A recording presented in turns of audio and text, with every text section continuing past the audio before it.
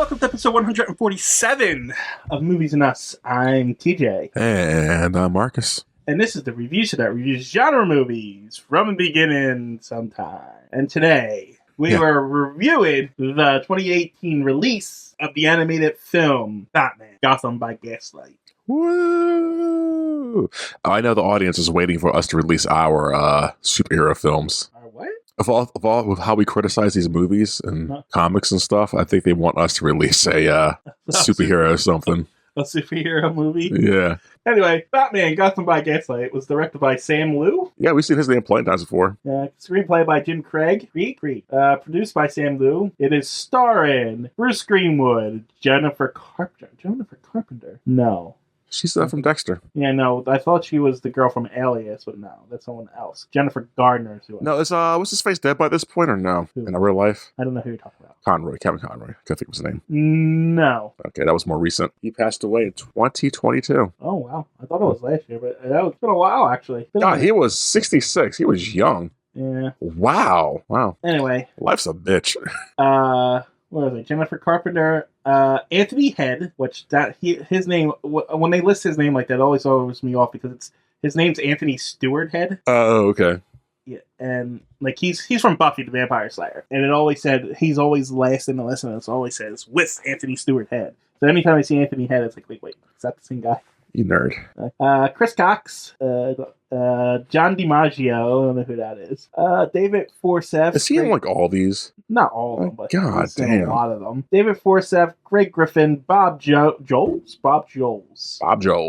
Yuri Lowenthal, Lincoln Melcher, Scott Peterson, William Salyers, Tara Strong, Bruce Timm, Kari Woorer. Wait, is that? Hold on. It's not her. Let me see real quick. She's the chick from King of Queens, is she? No, it's not her. Okay. Nope, I don't know. And that's all the credits. She was on the Swap Thing TV show. Yeah, I saw it. This movie is an hour 18. Oh, well, sure. I thought it was. And that's it. Oh, no behind the scenes? I mean, we could do behind the scenes. No. Well, you can do whatever you want. I don't care which one we do. This movie had a bunch of influences. Oh, like what? So let's start with this movie is an adaptation of the graphic novel, I guess it would be Batman Gotham by Gaslight. Only it is very loosely. Oh, did you read it? I did. I read it before I watched the show. Very, very, very. They changed everything, even who the bad guy was. Wow, so that's good. You kept you on your toes, I guess. Like, shit, you thought it would be Catwoman, but now it's somebody else. I mean, it's good because honestly, the graphic novel was a bit of a letdown. Well, originally, okay, now first question: Who was killed in your story? Was it a female or was it actually who was killed first? Who was the killer? No, the killer was some random guy. It wasn't some random guy. It was not anyone that was adapted from the Batman universe. Okay. It was like Bruce Wayne's uncle or something like that. Okay. So like the major improvement was that so it's like Bruce Wayne's uncle. He's the only other main character really introduced in the comic book that isn't like Batman related. So I mean, kind of had to be him, but he also was responsible for killing Bruce's parents too. Oh no! It was when I read that I was like, this is garbage. Like that's your favorite trope, huh? Yeah, I hate that. Wow. When there's a conspiracy around who killed Bruce's parents. God, you're gonna hate. Have you seen the new Batman movie? Yeah. The newest? Did you like it? Yeah. Why? Was that a conspiracy? There wasn't a conspiracy. Was there? I mean, I know the parents thing was definitely in it, but was there a conspiracy of who killed them? No, I don't think so. No. Okay. Yeah. So like there was that whole instance. So but in another big change is they start off in London with Bruce, like talking to Freud. Like a modern day London or? No. Okay. Ancient talking to Sigmund Freud, the actual psychiatrist. He was learning from Freud. Oh, God. And Jack the Ripper was in London doing his things like he was, and then he goes over to America actually takes a boat over to America with Bruce and then starts doing it in Gotham. Whereas this, all the Jack the Ripper stuff is in Gotham. Okay. You know what I mean? So Jack the Ripper, they're kind of like, oh, the comic was like, oh, look, Jack and Richter, the reason why he disappeared from London is because he came over here. So it wasn't great, honestly. And there wasn't a lot to it. It was actually kind of short. Oh, really? It was kind of short, and after the Jack the Ripper, there was a whole nother story behind it. Okay. With a different villain trying to blow up the World's Fair, which they added into it, but they just made it all one story and one villain. Because honestly, the other villain is forgettable, and I don't even remember what it was about. Weird, really? Yeah. I was actually really disappointed in it, because I heard a lot of good stuff about Gotham by Gaslight, and the comic kind of sucked. Oh, man, that's upsetting. Yeah. So, I mean, this is very loosely based on that. Yeah. So, which is a good thing, but like at the same time, why bother adapting it? It's because Jack the Ripper. Yeah, right. You could have just said, "Look, Batman versus Jack the Ripper." Yeah, but since that's already an IP, I was like, "Well, let's take it and just." That's all it is. Everyone knows this name, but it has nothing to do with it. They follow some of the plot points, but it's like that's all you need. That's all you need. It got you to read the book, didn't it? And it got people to see this movie, so it did its job. Well, I wouldn't have done it otherwise if I wasn't doing this podcast. Yeah, but if someone's going to see this and have feelings about it and realize there's a story behind it, I'll pick it up and read it at the comic store, or vice versa. I go to the comic store, pick it up. I got feelings about this. Oh, there's a movie. I'll pick it up somewhere else. So that's why they do things like this, TJ. But if they had adapted a good story and then changed it, and like it would have been worse. But since they kind of did a bad one, it made it better. It still doesn't justify it. You know what I mean? It's like it's almost a pointless endeavor. I would consider it pointless. In any case, so okay, I'm saying because I didn't read the book, so yeah, I'm like I said, I was sorely disappointed with the book. Fair. The influences behind this was apparently a 1944 film, The Lodger. We never saw that, so nope. I did look it up and add it to my list because I'm that kind of person. Yeah. And it's also based on a book by Eric Larson called The Devil in the White City. Yeah. So, also, there was influence from an episode of Gilligan's Island. I saw that.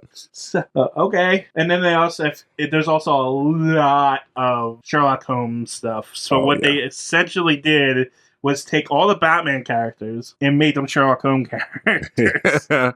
Which works. Like, I love Sherlock Holmes and I love Batman, but even I'm like, it's like, do you have to incorporate everybody into DCs? Yes. Can't there be one character that isn't connected to Batman lore? But I agree with that. I just appreciate that since they did it, they didn't make it too goofy. Like Catwoman wasn't dressed up in Catwoman attire. Yeah, no, they took this seriously, which I really appreciate.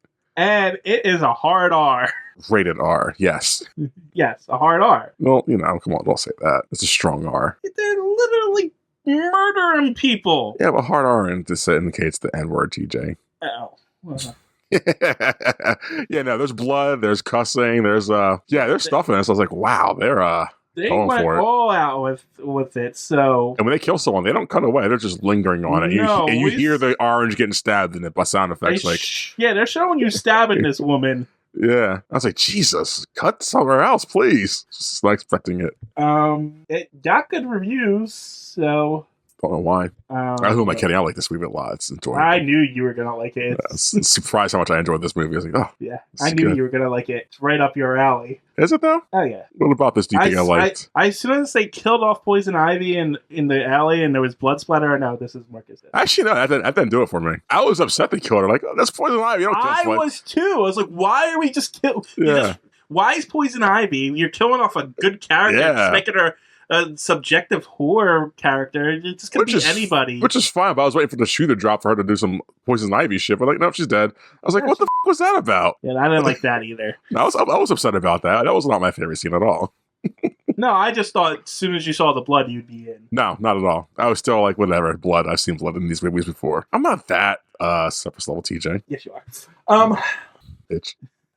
Like this one guy said, this movie far surpasses The Killing Joke, which is not a hard thing to do. I think this surpasses a lot of the animated movies we've seen. Yes, it did.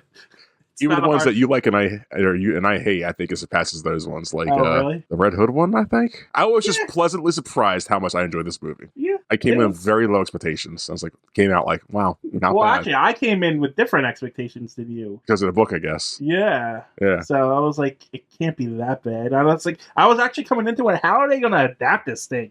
Because it's only like 50 pages long or something like that, and half of it is only half of it's a story. Really? So I'm like, I have no idea how they're gonna adapt this into a movie. They're gonna have to add a lot of shit, and they did. They had a lot of shit to it. Although whatever they did and added, I liked. But yeah, people really like it. It's only got 75% on Rotten Tomatoes though, so. Which I'm surprised. Maybe because not a lot of people saw it, I guess. But I was like, that's kind of low. Mm-hmm. Granted, I don't think it's a 10 out of 10, but like that's lower than I expected. No, but yeah. It made a total of $4 million in DVD sales, and that's going to bring us to the box office. That Marcus is apparently not prepared for. Oh, box office. I was going through my computer looking at shit. I'm sorry. Me, that's box office. So, speaking of the box office, what number did you say? 4 million. Yeah, doesn't matter. Yeah. So last week we did 100 through 90. So today we're going to do 89 through 80. You ready for this? Sure. Funness. Movies you've probably never heard of. So 89 with $80 million. Movie called Doraemon, the movie, and Nabata's Treasure Islands. Doraemon? Does it have like a thing over the E? Nope, it's also straight up regular letters. Doraemon. Doraemon. Sounds like an anime. It probably is. You know what? Let's pull up my ID. Anime about what? What's the full name again? Oh God. Doraemon the movie, Nobita's Treasure Island. Pirates. So there's a pirate ship on this cover. So, Doraemon. Is it anime? Hold on. It looks like it's an animation movie. Okay. Doraemon definitely sounds like animation, whether it's Japanese, Chinese, it's a blue Korean. cat in one of the pictures. Does that do anything for you? Blue cat with white face? Actually, that makes me lean towards Japanese, but I could be wrong. Okay, well, this thing says, upon hearing about the story of Treasure Island, so that's adaptation. Okay. That's where I got pirate from. Nobita dreams of discovering and exploring his own treasure island, despite the fact that all the Earth has been mapped already. That's not true. People always say the entire Earth has been mapped, but it's not. Okay, not counting the deepest parts of the fucking ocean. Yeah, but there are hard to get to places that sure you could see from above, but you don't know what's hidden in those cracks and like behind some of those mountains and stuff like that. Are you being semantical, TJ? I'm just saying, there are hidden places still left in the world. Not that everything is mapped. Well, everything's mapped surface level, right? I mean, surface level, but there's always stuff beneath the surface. Oh, for sure, there's caves we can't go into or shouldn't go into or whatever that we can't, map out. But although modern technology, we definitely could map everything. Yeah, we probably. Drones, nanobites, and shit like that. We definitely could map damn near everything besides, deep dwelling ocean stuff. Just funding.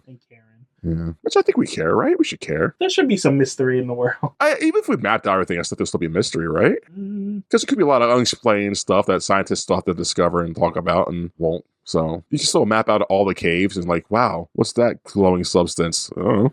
Don't touch it. Or maybe not. No. Why are we talking about this? I don't know. At number 88 with $81 million, we have lowercase I, rest of the word, apartment, capitalized, the movie. Apartment, the movie. Yep. I'll give you some we did last week. Okay, so the genres are adventure, comedy, fantasy. Does that help, DJ? Is it animated? Nope. Then not really. It's from China. I'm just gonna have to take a guess. Something about virtual reality. No. This action comedy spoof of the Grave Robbers Chronicle from the creators of the iPartment TV show, tenets of iPartment cross over to the world of the Lost Tomb, where they must help some foreign names realize their destiny. Okay, so that's a Chinese TV movie. Yes. And his rating on IMDb is a 2.6 out of 10, so it did not do well. Oh, well, there you go. Yeah, guess what you probably heard when of. I heard iPartment, it's like, okay, and then compartmentalize in this thing, so maybe it goes into a different reality or something like that. But. See, if something like iPartment, I'm thinking like tech stuff, because Apple, iTunes, well, iPods. My first thought was I think, but then you said lowercase I, it would be capital I. No, so, iPods are lowercase and stuff like that. That's why I said the lowercase I. Are they? I thought they were uppercase. No, all their iPods, shit is like lowercase I, capital. Oh well, that's what I know. Apple sucks. So well, we're cutting that out. Because our sponsor for this week. This week sponsored by Apple. Buy one thing, you sucked into their computer environment, whatever environment it's called. I have never owned or never will own an Apple. Well, when they send us our free Apple Watches and our MacBook Air lights, whatever's to do our projects on, TJ, you're going to own one. No, I won't. You break it, sell it, get rid of it, not use it. If it's brand new in a package, hey, I got something to sell you. That's not what our sponsors want, TJ. I don't give a crap what our sponsors want. Anyways, at number 87, we have $83 million. Mortal Engines. I feel like you would have heard of this. The name does sound familiar. Where's the genre shit? It's action, adventure, fantasy, sci-fi, and thriller. I want to say cyberpunk. Nope. No. No? I haven't seen it, so I don't think so, but maybe. Well, if I'm going by the name, I'm going to say it's Sentient Trains. No. Oh, that'd be fucking great. And a post-apocalyptic world where the cities ride on wheels. My first instinct was post-apocalyptic. Yeah. I went with cyberpunk. So yeah, I guess you're kind of right, because the cities are on wheels and consume each other to survive. Two people meet in London and try to stop a conspiracy. Oh, I did hear that movie. That's right. Yeah, I remember seeing the trailers for it. It looked ridiculous. I heard nothing but like mediocre things about it. I was close. Yeah, you were. It's a very high concept kind of film. Do you think high concept can still exist? Essentially, high concept is easily understandable. Like, you could say it in a sentence or two. Explain what the thing is about in a sentence. So Jurassic Park, dinosaurs go loose on an island and eat people. Or like it's Game of Thrones. You know what I mean? It's Game of Thrones this, or you know what I mean? I thought high concept was like out of this world, hard to explain shit. No. Like Mandy, when he goes on a psychedelic shit, it's kind of high concept. That's what I kind of figured. High concept means easily explained and marketable, essentially. So why is it called high concept then? I feel that should be like low concept to the masses, and anyone can understand this kind of thing. Low concept is hard to explain. The fuck? That should be different, right? It should be like, hard concept is a story when you're pitching something, essentially. So high concept is the emoji movie.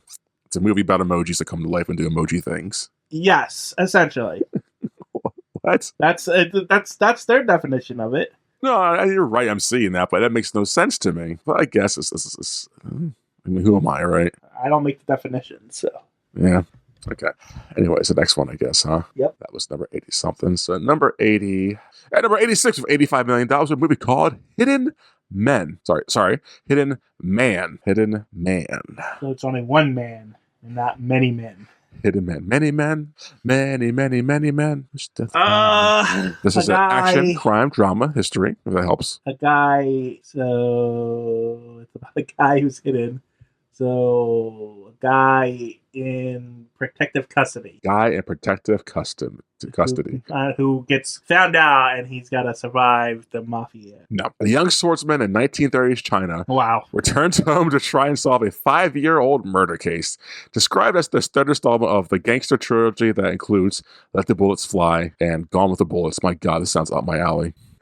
I feel like we talked about this first too, didn't we? Gone with the Bullets. Yeah, we have. But Let the Bullets Fly is on my list already. At number 80. God damn it, where am I at? 85. I Can Only Imagine at $86 million. I can only imagine. Is that a statement? I can only imagine, DJ. Oh, God, this sounds insufferable. It's got two directors. They're brothers, looks like. Or lovers, who knows? That's not going to help me. No. It's got Dennis Quaid in it, if that helps. Nope. How about Cloris Leachman? Does that help? Nope, but I know who those actors are. I know, that's what I'm saying them. It's got other actors I'm not going to tell you because you don't know who these people are. But I know who those two are, so that's something. I'm only going to say actors you know just to help you or hurt you. You never tell me actors that I know. Well, last week I did. I said like Tom Cruise is one of those movies and it didn't help, clearly. This is a, can I say what it is about? Oh, no. Only if I can only imagine. I can only imagine. I thought you were saying something. Yeah, that's the title, all right. Here's a tagline. Based on the untold true story of the blank, blank, blank that inspired blank. I'm not going to say that because it's going to spoil it for you. I was not even close to what I was going to go for. So this is based on a true story. What could apparently it's based on a true story, which means I thought it was like something about imagination, like, or like someone's imaginations coming true or something like that, or it's like a statement, I can only imagine, like, so something something terrible has happened but they couldn't believe how terrible it was. You're kind of close, I think. So I'll say the inspiring and unknown true story. That makes no sense, right? The inspiring and unknown true story behind Mercy Me's beloved chart-topping song that brings ultimate hope to so many is a gripping reminder of the power of true forgiveness. Ugh. Okay. Ugh. It's a religious film, I think, too. Oh, well. Biography, drama, family, music, religion. Yeah. Abusive father stuff. Okay. Yep. At number 80. Nope, that's not the one. Number 84. $86.4 million. We have a movie called Robin Hood. Robin Hood. Seriously? Robin Hood. They've remade Robin Hood again? It's got Jamie Foxx in it as As who? Yahya. Yeah. I don't know what that is. Neither do I. But it sounds like it's another remake of Robin Hood. Yeah, you guessed it. A war-hardened crusader and his Moorish commander mount an audacious revolt against a corrupt English crown. They did a historical retelling of the fantasy story. But it's like really like modern. Not modern, but it's like bad. You know what I'm saying? Yeah, no, I got you. It's not modern. It's definitely like that bows and arrows and history shit, but a lot of modern verbiage and haircuts that are still modern haircuts. Just gotcha. Bad, but a big budget. But yeah. Robin Hood. At number 80 something. Copy and paste this title. At number 80, you got fun with this one. 83 of $86.8 million. We have Hello, Mrs. Money. Hello, Mrs. Money. It's a foreign film. I'll give you that. Let's see. I'm gonna guess some guy trying to get money out of a rich woman. I mean, that's my best guess. Hoping to win over his love, a bankrupt man asks his mysterious millionaire aunt for help. Oh, well. Yeah. Sounds cute. Looks cute. That's it. At number 82. At number 82, we have Detective Detective D, The Four Heavenly Kings. Pretty sure we talked about these people before. Detective D, right? No. Four Heavenly. Is it animated? No. It's live action. Detective D? Four Heavenly Kings? Yeah. You sure we haven't talked about Detective D before? Because I feel like it's definitely a series. No. Huh. I don't remember you talking about it. Well, it's clearly about Detective D. Yeah, what's Detective D doing? Investigating the Four Heavenly Kings? Yeah, he's forced to defend himself against the accusation of Empress Wu while investigating a crime spree. Action, adventure, drama, fantasy. Overseas, mystical shit, ancient time period stuff. Yeah. Like Royal Japan? Rural Japan? Is that what it's called? That's what you're trying to say, I think. What's it called? Feudal Japan? Feudal Japan. That's the word I'm looking for. I don't know where I got royal from. Royal. Yeah, feudal Japan kind of shit. Well, I don't know if it's Japanese, but like that clothing style. Yeah, I gotcha. I wish they would tell me where these people are from. Buddhist. So where's Buddhist at? That's over there, huh? I mean, it's spread over there, but I think that's more Singapore and Taiwan, I want to say. I mean, obviously, it's in... I think those are it's majorly over there, but it's in India and all those other countries over there, too. Yeah, don't know where it's from. I'm going to say China. Just be racist about it. At number 81, TJ's favorite movie with $90.4 million. Sherlock Gnomes. Sherlock Gnomes. You get it? It's Sherlock Holmes, but it's gnomes. Yeah. How'd you guess? Garden Gnomes, Romeo and Juliet recruit renowned detective Sherlock Gnomes to investigate the mysterious disappearance of other garden ornaments. That's right. It's the Romeo and Juliet sequel. Oh, okay. Because that's a thing, apparently. You never heard of Romeo and Juliet, TJ? No. When you said Romeo and Juliet, I was like, wait, they just combined different things, classic literature together? Yeah. I had no idea that was a thing, so no, I did. Yeah, this movie stars Johnny Depp, James McAvoy, Professor X in the movies, Emily Blunt, Mary J. Blige, Jesus. Michael Caine's in this. Ejiofor? It sounds like one of those, it's a stupid enough, harmless movie that the actors just want a quick paycheck and I have to record a few lines and then they can go home. Probably, yeah. God, man, to be an actor. But yeah, it looks like it's a fun movie. I remember watching it, but it looks like it's fun. And then finally at number 80, with $91.2 million, we have a movie called Overboard. Good luck. It could be anything, really. There's so many movies with that title.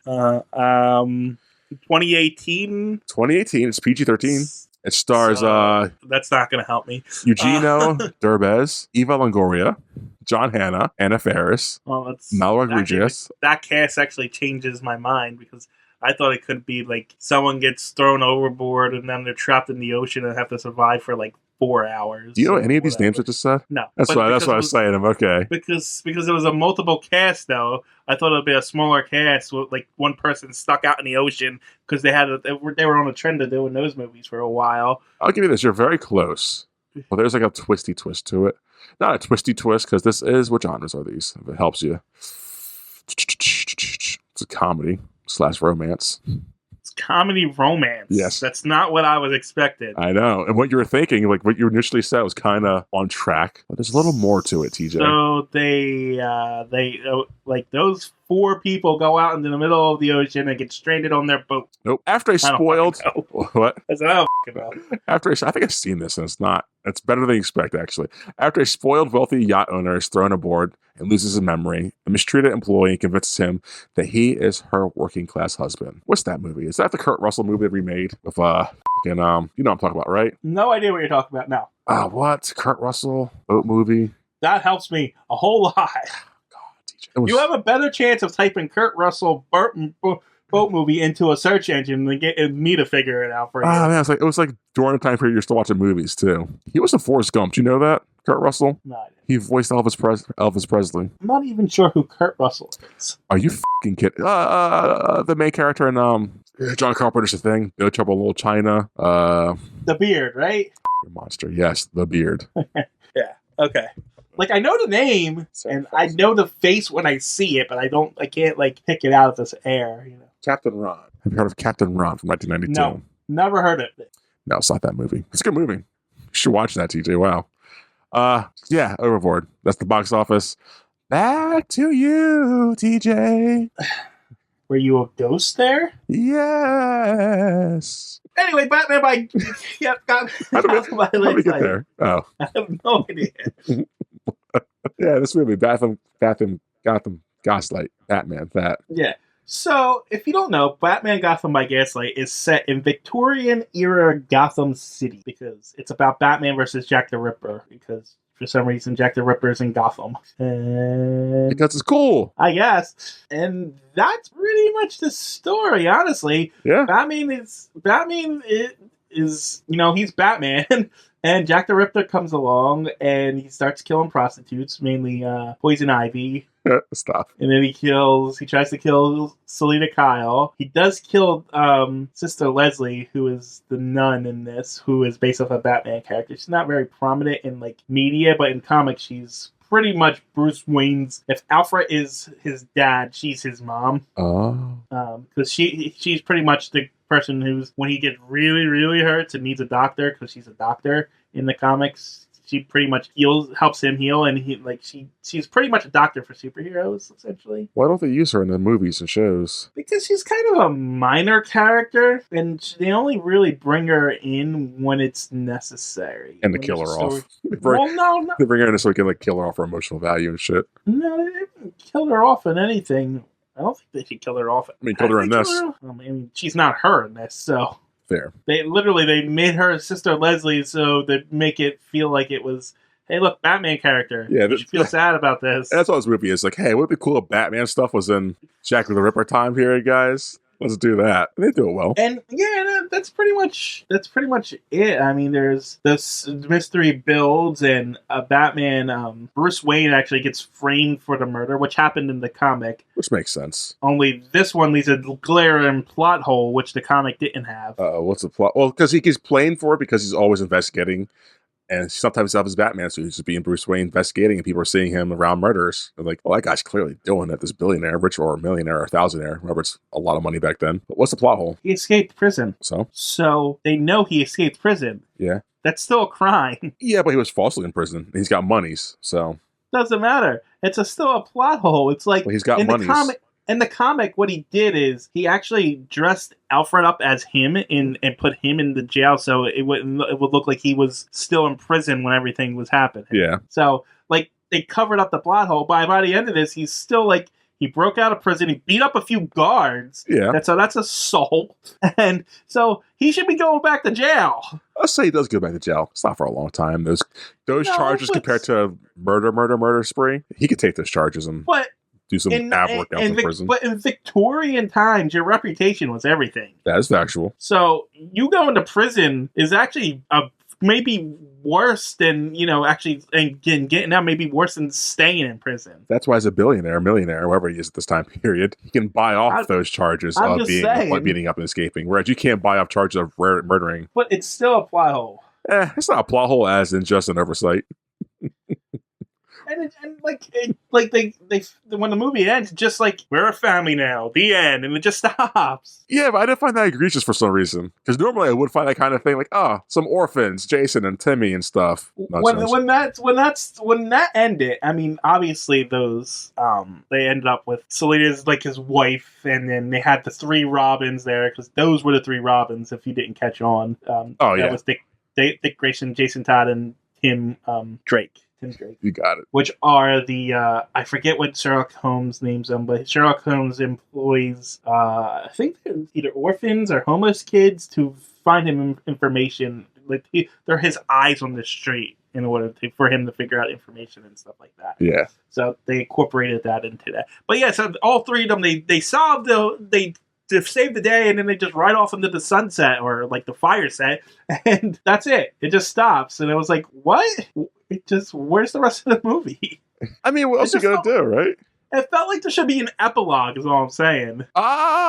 I'm really cool and satisfied with how it ended, because I was like, you don't need more to this. It came in. I felt like there was like, but like I said, like they didn't solve, like he's broke out of prison, beat up this person, and it just feels like there should be like do they tell people that Gordon was spoilers, the Jack the Ripper, or do they what was the deal with Harvey Dent's character? He seemed like he was just a red herring for red herring's sake, apparently. Oh yeah, for sure. And it's like, oh, he's evil, but was he evil because he helped put Bruce Wayne into jail? He like set it up purposely. So what was his vendetta against Bruce? I think them adding tech and that shit on would have made this movie longer and more drawn out. I think how it ended, which is perfect, not perfect, but like good. I don't need those answers because it's a dumb what if. I'm glad that you liked it, but I needed like a 5-minute thing. Because what are we gonna do? By the way, Harvey Dent, we have to lock him up because he's Two-Face later. It's like, I don't care. No, I just like it told a story. The guy killed himself, and that's it. Like, great. Cool, let's get out of here. No, it felt incomplete to me. That's all I'm saying. Really? Yeah, it didn't feel like a full story. It felt like, all right, we told what we wanted to. We're going to stop here. See you later. That's all it was. That's what a what if should be. What if Batman and Jack the Ripper? What? You heard me. Yeah, I know, but it's just, that's all I needed. As a writer, it didn't feel incomplete to me. It's all. But how could you have written that ending though? Just Bruce Wayne saying it to the cops or something, or more crime fighting? Like, how do you tack on this 5, 10, 20 minutes? You could just have a newspaper article show up. Jim Gordon is the thing.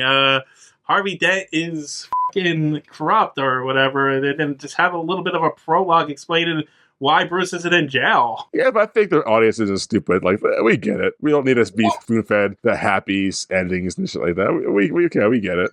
It's not about the happy endings. It's like, they didn't explain the story. It's like, what happened? What happened to it? He was angry about people being whores. Does Bruce Wayne do they not tell people that Gordon was Jack the Ripper? Of course they're going to.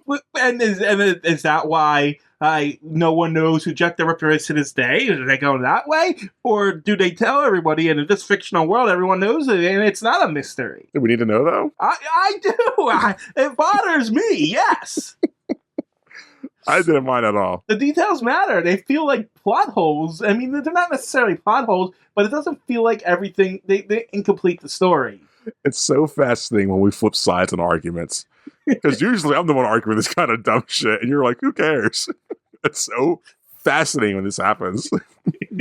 It felt incomplete. And I definitely get that. I get where you're coming from. It's just for some reason I was like, cool, don't need more of this.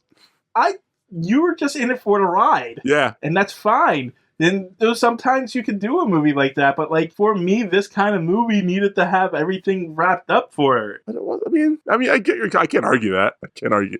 Yeah. It's funny because we literally had this argument about a movie recently. I don't remember which one it was, and it was the opposite. Yeah, we do this quite often. It's like, that was a fun ride, but you're like, no, we need all this and this and this. That's why I'm arguing against you. Like, because usually I'm on your side. It's like, I get where you're coming from. Can't argue it. But this was like just a quick 1:20. I don't need it. I don't need 5 more minutes. I've been like this movie. There were some cool lines in this. Gordon, when he's captured, could be going to jail. Like, no, I'm gonna step backwards to this fire. Cool. I like that. That's great. That's awesome.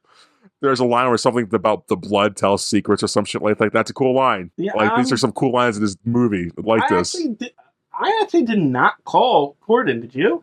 No. So I was thinking to myself while watching this, like, it can't be Gordon, because I was like, it can't be Gordon, it can't be Batman, it can't be people we like, because they're bastardizing characters, and they can't do that. So it's got to be like Bane or someone like else in it. And then when it turns out to be Gordon, I was like, oh shit, what? Yeah, I think because it was Gordon, it made it all that more impactful. It did. Like, they chose to like make it a character we like and know, and not bastardize them, because they made it like justify, like, oh, he cares about the city being clean and whatever. Right. So like, wow, he cares about, because we care about the character, and because of the connection to Bruce. Yep. Like, if you think about their past history, he's pretty much known Bruce since he was a kid. You, TJ. It was surprising how well this was done. Yes.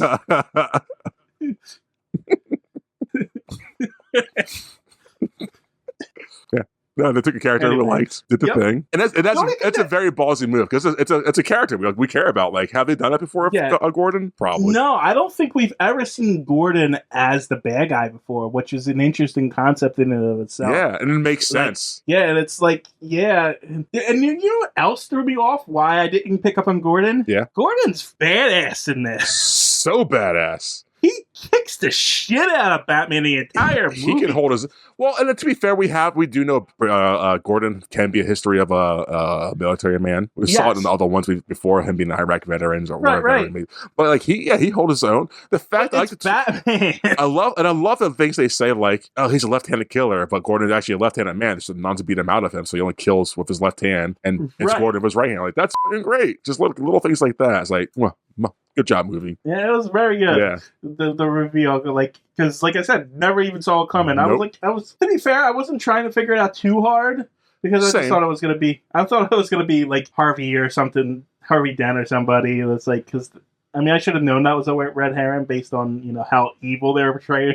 But yeah, well, I was because you know it wasn't gonna be the Doctor either. I was like, yeah, these people who are clearly red herrings are red herrings. So I was thinking they're gonna just add in, like I said, Bane, Clayface, or someone of that stature that they haven't shown in the movie yet. Well, no, I actually thought it was probably going to be Harvey Dent, because we have Victorian era. You have a Jekyll and Hyde story right there. That's you know true. what I mean? That's true. That's all you needed, really. Yeah. And I think it could have worked. I don't think it would have been as well, but it would have been predictable, justifiable. You know what I mean? Because everyone knows that's good movie. And it's just like the characters, like the cops, aren't overly stupid. Like, no one's cartoonishly dumb in this, which I enjoyed. Like, they get fooled by Batman and the shenanigans, but like it's all like believable fooled. Yeah, and Catwoman's fine in this. She's great. Yeah, not only that, they're not stupid, but their motivations for doing things make sense. Yes.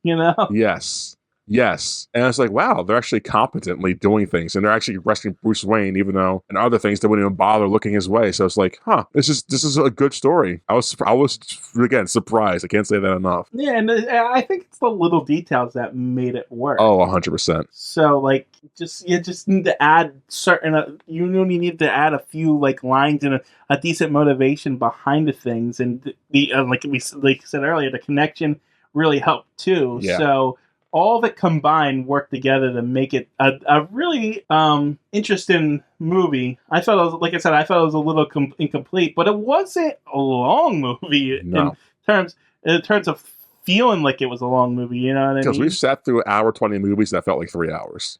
Yeah, some of them feel too long, but this one felt short. Yeah. So, and again, it was one of those movies that leaves you wanting more in a good way. So I was like, I could do another one. I don't think they should make another one of these. Nah, I don't think there is. No, I don't think. And then this is a fine. I mean, the story's done essentially. Yeah. He goes home. He has his family. He continues to be Batman. Well, Hollywood's like, hey, that did pretty well. Cash cow, baby. Make another Gotham What-If movie. But it only made $4 million. So yeah, no, which is kind of a shame. So, it's definitely worth a watch. Yeah, it was surprisingly good Batman movie. Yeah. Which is weirdly like far in between. And I don't say this often, but yeah, watch the movie over the comic. The comic's not good. Now, was it a long read or was it like... No, it was short. Okay. It was very short. It was like, it didn't take me long to get through it at all. And actually, when I was done, I was like, that's it? It's like, how are they going to turn this into a movie? Now, is it a comic or is it a... It's a graphic novel. Oh, okay. It's its own graphic novel, so it's got its own, thing. You don't have to go, it's not Batman 250 or something. Yeah, like that. Parts 1, 2, and 3 had good luck finding them. No, it's just one self-contained story. Yeah, it's an Elseworld story. Yeah. Yes. So it did a good job. This movie did, at least. Yeah. Ratings? Yeah, rated. I guess me first. Yeah. Are you okay? Yeah. Why keep saying yeah? Because it's time for you to do the ratings. Okay. I would give this an 8 out of 10. Yeah. Yeah. Yeah. I started at a 7, but like the more we talked about it, like there's nothing I really like this movie about. If your complaint of it being like just ending about like tying up and like all this loose story plot, not even loose story plot, just like this little final bows, I can agree with, but nothing enough for me to be like, you don't even need to tack it on at the end. You could have wrapped a lot of them up in the movie itself. Hell, they could have just said on a carriage ride out, people are not going to believe what just happened and who did what. They could have just said shit like that, implying that they're going to tell people or not tell people. Yes, so like something. Yeah, there definitely could have been more cleanup, but overall, for me, it was a fun ride. Definitely, I would definitely recommend this to people. So yeah, 8 out of 10. Yeah, a little harsher. I'm gonna go 7. Understandable. Yeah, I think the comic also kind of ruined it a little for me. Yeah. Like took a lot of the excitement out of it for me. So you think if that movie that would have made you more excited for, if anything, or like, enjoy this movie more? Yeah, no, I mean, I actually got like, because I wasn't expecting the movie to be good. I was expecting the comic to be good. If that makes sense. It makes total sense. So I had expectations on both sides that kind of got flipped. And I was like, oh, well, I guess. That's fair. And like I said, I would end with low expectations of this movie. So if like after this review, if someone hears it and is like goes in with high expectations, they might feel the same way you did. So yeah, I came in expecting dog trash fan fiction bullshit. And I was like, this is not that. This is good. No, I mean, not just because there's fan service in it doesn't mean people don't take it seriously and make good stuff. Oh, we've seen a lot of bad fan service, and it's just like, hey, Batman, but Jack the Ripper. It's like, it just sounds like ugh. It's like the Batman Samurai one we're gonna probably watch eventually. It's like, I don't know if I want to see that. Fair, but like, there's also just an innate coolness to a Jack the Ripper story. I don't like Jack the Ripper. I don't care for the Jack the Ripper story. Just don't give a shit. Yeah, well, I mean, that's you, but I know that's the reason I came in. Like, I don't care. Normal people. That's because of the mystery behind it and like the unsolved, and you can do anything with the story. It's just a cool story that everyone just goes to, and just like, what happens if someone like this did it? Like Sherlock Holmes versus Jack the Ripper. There's like 10 books on it or something like that, and like it's just a story people going back to because there's so much you can do with it. See, that's what I don't like. That's why I think I don't like Jack the Ripper, because it's so open ended. It's kind of like DB Killer or whoever. Like there's certain people who've like done heinous things that we don't know much about. It's like, I don't find that interesting. I like the hard facts of the crazy shit. Does that make sense? Well, that's because there's not a satisfying ending to it. I don't care if it's satisfying or not. I just want to know if this person was real. B, male, female. C, what are the motivations? I don't even care about motivations. I just want to know, was this a real thing? Like I said, there's not a satisfying ending to it. Why are they satisfying as they got caught? Like, that's satisfying. This person could still be out there. I wouldn't give a shit. I just want to know, was it a real thing? And I mean, those killings were a real thing, yes. Were they all Jack the Ripper killings? I mean, whether or not they were or not, if it was at least either one guy or multiple people copying it, so yeah, that does nothing for me. It's like, yeah. But that's the thing, though. That's because those are actual factual events that happen. Yeah, you know what I mean. Those are things that happen, and so you could take that concept and just tell many stories around it, and tell good stories like this. You know what I mean? 100%. So, like, the concept of it and placing the Jack the Ripper thing into it, it makes it just gives you an edge up on it because it's already an interesting story to be around it, you know? Whether you agree with it being interesting or not doesn't make it less interesting. And I know I'm right because of how many fucking stories are there. It's like, it's like this, like I don't get the hype. I guess I don't get it. It's like this is the one people are all fascinated by is Jack the Ripper, I guess. Well, because he's the first. And cool, but it's like, You start it's the first, and it wasn't solved, so that's why everyone's like. I've seen it done better. Like that. It's like seen what done better? Mass murders. Mass murders. Yes, I've seen unsolved mysteries done better. This is like amateur shit. I understand, but it's just not me. That's all. Like how many stories are there about the Zodiac Killer? Same thing. Yeah, at least that's maybe because that one's more modern. I don't care about the Zodiac Killer either. It's like whatever. Yeah, cool. Like patterns are left behind. I just don't give a fuck. That's because the story and because I think the killer was so brazen. Yeah, was also which draws people to it. I'm not really there's a lot of murder mystery guy. Just don't care. Sometimes people kill people. There's a lot of romanticism around these characters. There really is. So, and that's why people keep going back to the stories over and over and over again. Why people consume those stories over and over again.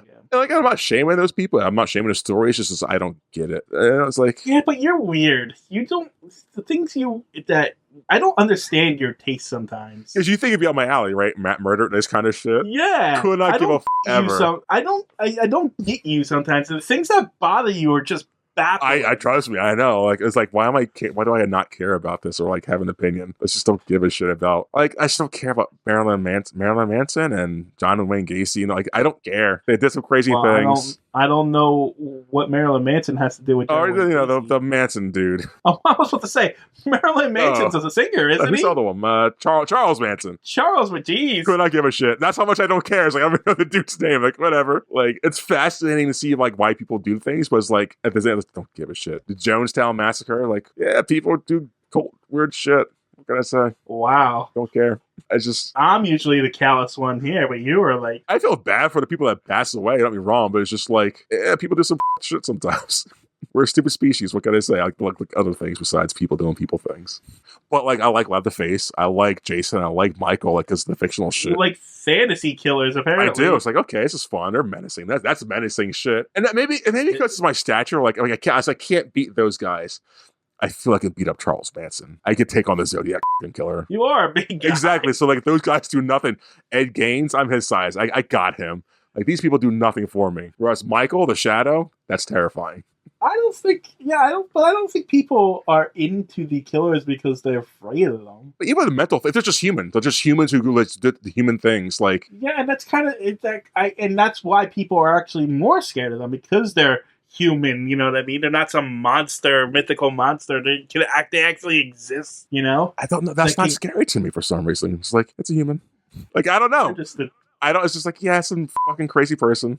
You sound like me being detached from reality, you know what I mean? I don't mean to. It's just, I just don't get it. Like, now, if I was like this sounds so sexist, I don't mean it, but if I was like actually like a smaller person, feminine probably, I would be kind of fascinating because like they usually are, so I get why they get like even that, I don't know. Yeah, I don't get it. Like I said, you baffle me sometimes. I don't understand. So yeah, the Jack the Ripper shit, and this isn't an edge for me in a positive way. So coming into this, knowing Jack the Ripper and it's Batman and it's like what like Elseworlds story is like, I have no interest in this movie. And it just blew me out the water. I was like, wow, good job, movie. You know what? All that being said, this movie was a 9 out of 10 for me. Because it's just like, wow, this movie did way more than I could have for anything other movie like this. All right. Yeah. 9 out of 10. Now, okay. What did we give the John Constantine one? I feel like I gave that an 8. What John Constantine? Well, the Batman's in the background. The good one. Good one, yeah. That was... I think we give that an 8. Justice League Dawn. Yeah. Do I like this more than that? I think I do. Ugh, I don't know how I feel about that. Yeah, I'll give this a 9 out of 10. Wow. Yeah. You actually gave a Batman thing a 9 out of 10. There's been a few Batman movies where I really praised them. Never gave it that high of a score, though. Yeah, don't say it like that. I'll take that point back, TJ. Just saying. It's true. No, yeah, this is surprisingly enjoyable for me. I would actually watch this again willingly, like enjoy the ride again, I think. All right. Yeah. You can say a thing or what? You need to set me up for it. I'm waiting for you to set it up. How do I set that line up? I don't know. It's you're the one that insists on it. Well, I guess that's it this week, huh? The best you got? I can't think of anything. Whatever. Now that we did it, it's done.